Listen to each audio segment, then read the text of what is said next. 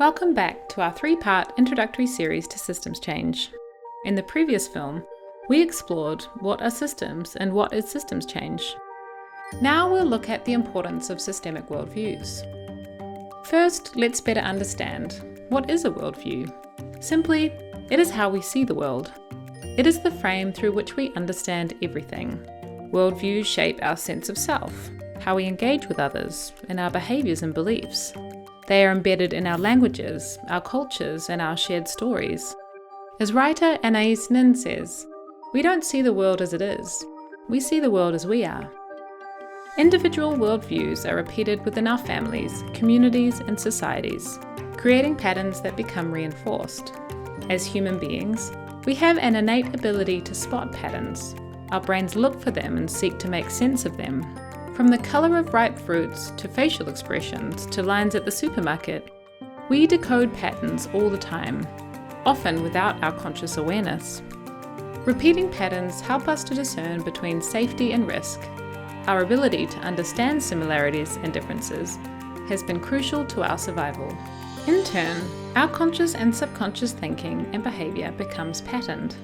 When someone extends their hand, we instinctively extend ours in greeting. When we see dark clouds, we take an umbrella out with us. When we stub our toe, we wait for the pain. The patterns we understand can reinforce our worldviews and entrench certain beliefs for us as individuals, collectives, and societies.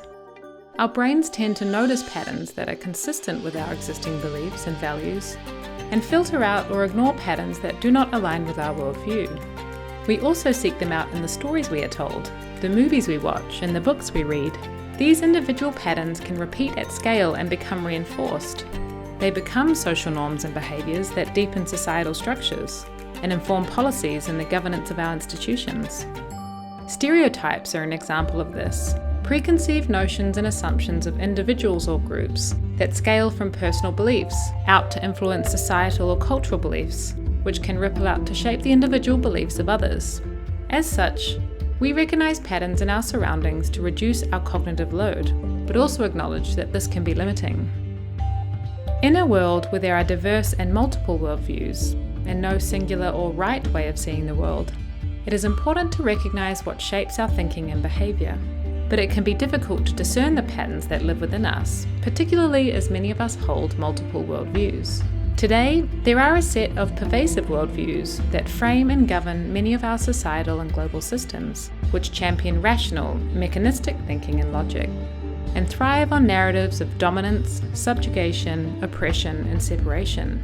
They have deep lineages dating back millennia, and the ideas that underlie them have been exported with imperialism, colonialism, and globalization. These worldviews tend to think of the world more as a machine than as alive. While they have led to advances in areas such as science and technology, these worldviews have also led to oversimplifications that have given rise to misunderstandings of our complex and dynamic living world that limits people's potential to work with social and ecological complexity. The consequences of this are large in the challenges we face today. Instead, when we see the world with a systemic perspective, recognizing that everything is interconnected, alive, emergent, and nested, we can reflect the dynamics of how the world works in our thinking and behaviour, and feel into a systemic worldview. When we see the world this way, we see it as a web of relations, in which change flows dynamically, producing new vitality and novelty, with ripple effects across the entire system. Let's sink into the next part of this learning question. Why are systemic worldviews important? Being systemic is our nature. We are born systemic beings. We see this in our children as they learn about the world and develop within our cultures and places, learning how to spot patterns in the faces of their parents and caregivers, in the tastes of foods, in language, and in the tone and cadence of people's voices, and everything around them. Therefore, systemic ways of knowing and being have always been with us. Many indigenous cultures around the world are rooted in systemic worldviews, arising from a deep connection to the land and place. Indeed, this is the meaning of indigenous, originating in a place. This connection enables us to see the nature of the world and appreciate our embeddedness within it. There are many lineages and ways of understanding the world systemically. There is no one way to know and see the world, and nobody has a monopoly on the truth. there are multiple perspectives that make up the whole. Many communities, cultures, belief systems, knowledge systems, and spiritual practices exist in ways that are inherently systemic, even if they don't call it systems practice.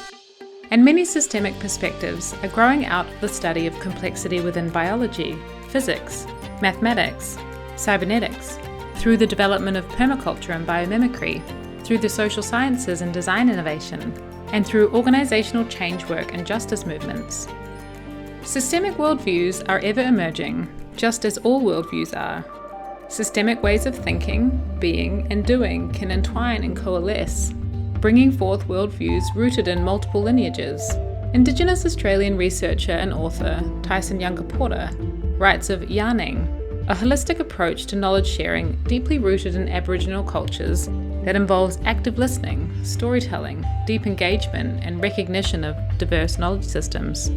Robin Wall-Kimmerer, Native American author, botanist, and member of the citizen Potawatomi Nation, writes about braiding different ways of knowing and being, including Indigenous wisdom and scientific knowledge. A lot of us hold multiple worldviews. Sometimes they may feel conflicting.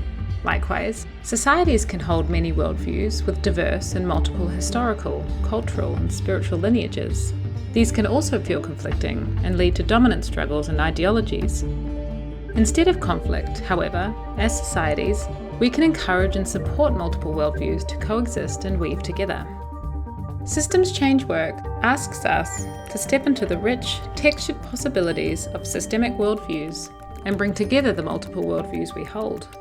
We may uncover contradictions or seemingly incompatible understandings, and in holding these, new ways of seeing the world may emerge and ripple within the systems we exist. Systems change work asks us to honour that being systemic is to allow a continually evolving understanding of the world.